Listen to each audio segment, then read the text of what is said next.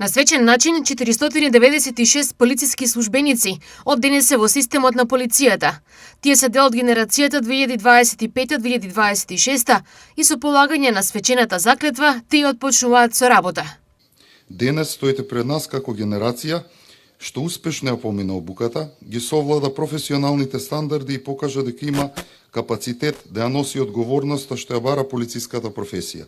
Успешна, долга и честна професионална работа на новите полицајци им посака и министерот за внатрешни работи Панче Тошковски.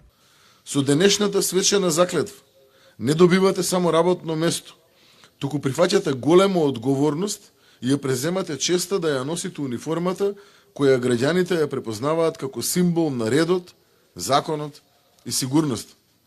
Полициската професија не е професија која што завршува со истекот на работното време. Таа е животен избор, повик кој бара храброст кога е најтешко, смиреност кога сите други се вознемирени, честност кога никој не ја гледа и човечност во секоја постапка. На свечената промоција беа прогласени најдобрите тројца од генерацијата 2025-2026, а тоа се Леонид Стефановски, Андреј Ацковски и Јован Тасевски. Денес стојам пред вас со голема чест и благодарност.